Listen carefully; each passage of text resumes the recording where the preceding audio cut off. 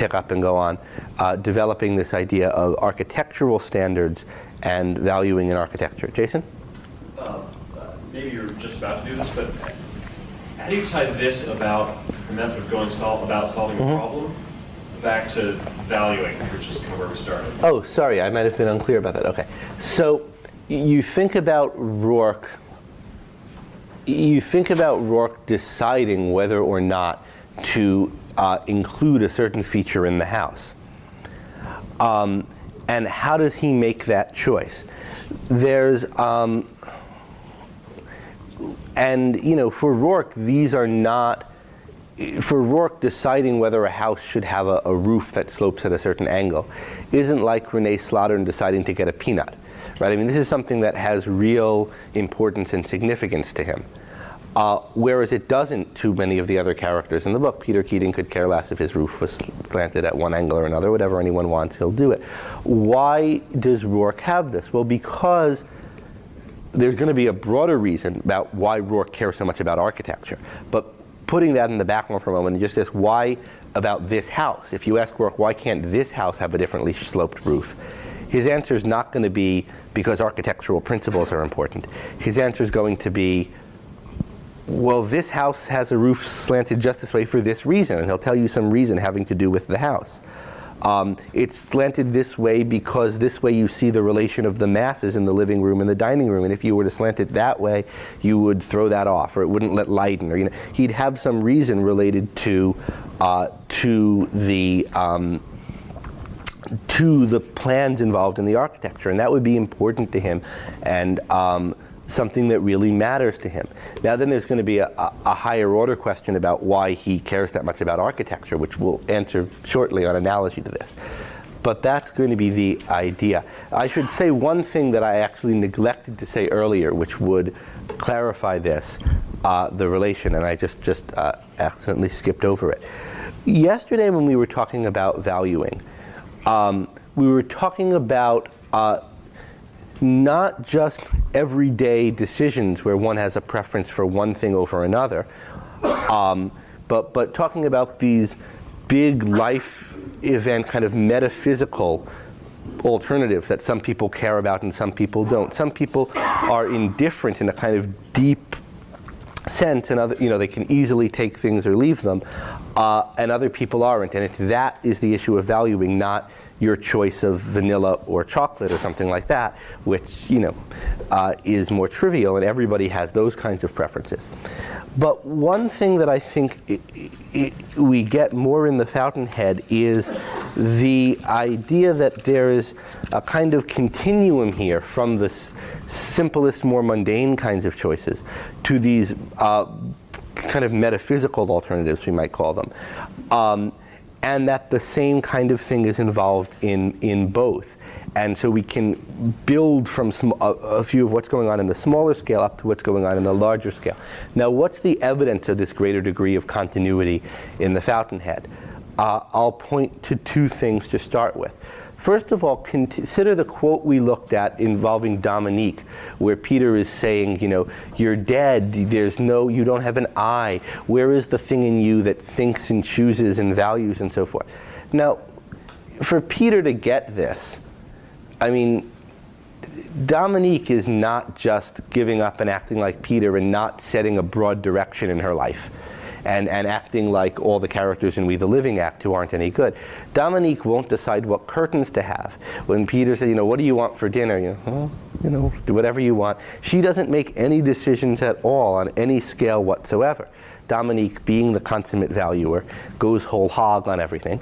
And so if she decides, I'm going to be a non-valuer, which is effectively what she decides, she's going to decide it with a moral passion and fervor, and value being a non-valuer to the utmost, and so be it consistently and strip every bit of making any kind of preference or selection from herself. So here we have it in the novel itself. And it takes that for Keating and these other people to be able to see it in a way that they don't evade. But look at quote 21, where Rand is now describing part of what she wants to do with the Fountainhead. The thing which is most wrong with the world today is its absolute lack of positive values, of anything that approaches morals. Okay, this is the familiar idea we had already in the little street and so forth. Of anything that values, differentiates, and says yes or no. A lack of honor, a lack of faith in the philosophical, not religious meaning, and so forth. So she's still thinking about valuing on this grand scale, valuing a whole type of life, and so forth. It is not the absence of a certain type of values, I mean. And here, given the part that I quote, I think it's clear by type she means, the absence of Christian values, or the absence of such, the absence of some particular value system. But the very act and habit of valuing and selecting in one's mental life. The very act and habit of selecting in one's mental life. Now, it's not a habit of, you pick, you value Christianity and this person values communism and this person values objectivism. That's the kind of thing you would describe as a habit. The very act and habit of valuing and selecting in one's mental life.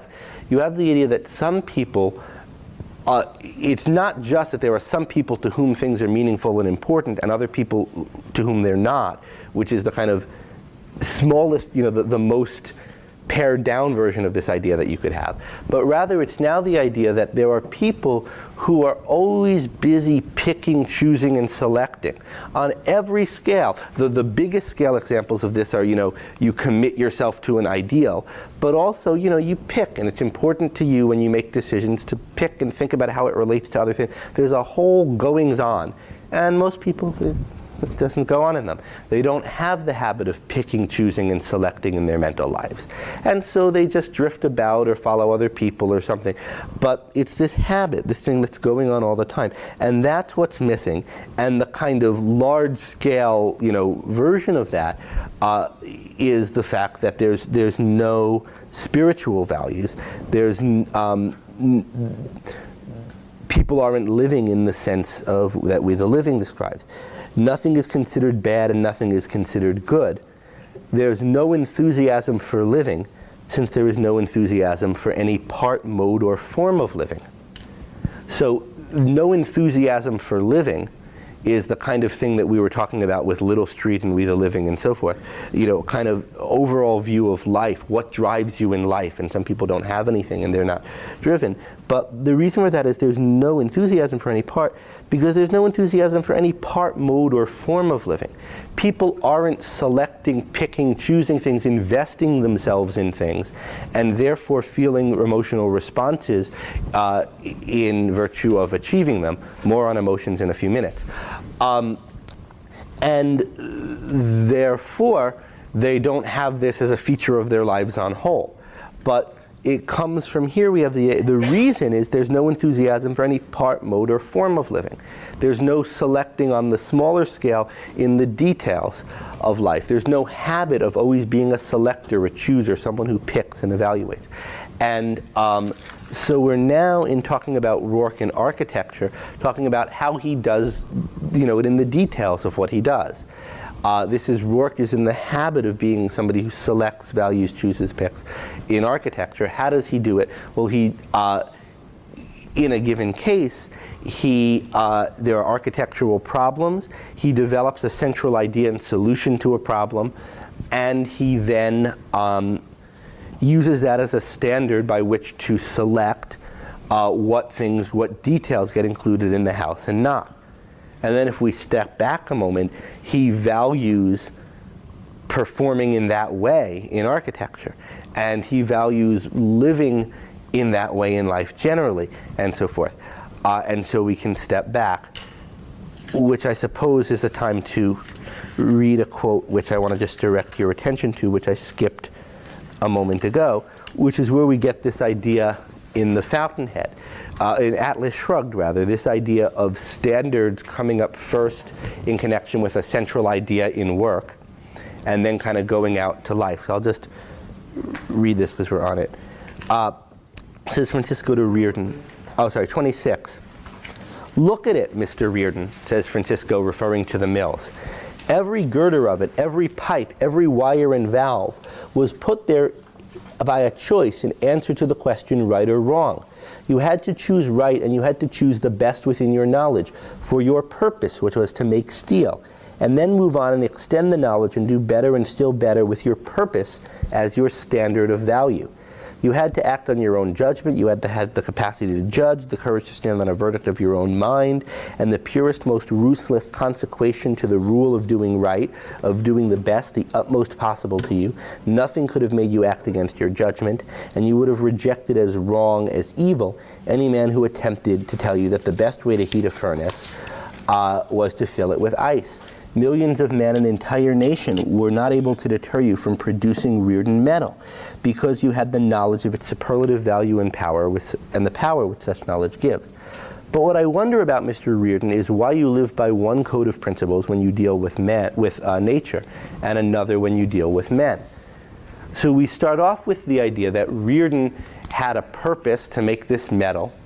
That purpose was a standard by which he selected everything having to do with the plant, Reardon's steel, and we have discussion of the ruthlessness and the dedication to that purpose and selecting everything in accordance with it, through which Francisco focuses on the idea of standards as determined by purpose. And he says, now you need to apply this more consistently in your life, Reardon. You're not doing it in certain areas of your life.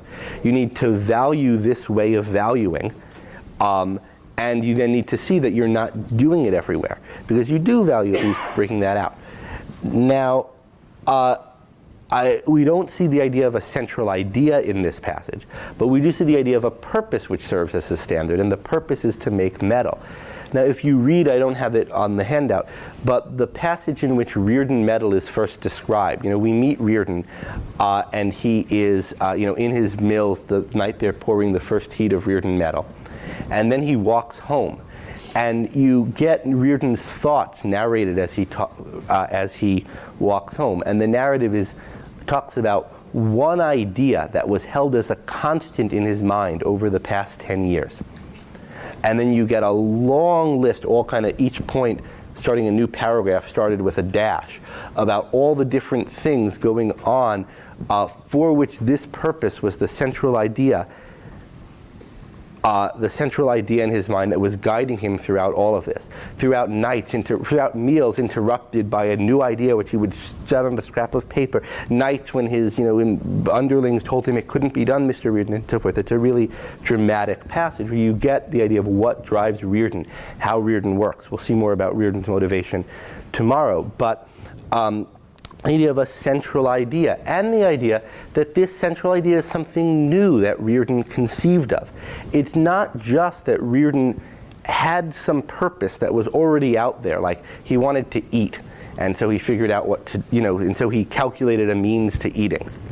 Or that Reardon wanted to make steel, something which has been known about for a long time, and Reardon didn't come up with the idea of making steel, but he just figured out some detail of how to do it. All of those things can be fine. But what's stressed in the case of Reardon, and what's important to Ayn Rand, and what she, I think, wants to show is present in those other kind of cases too, when they're done well, is that Reardon came up with something new.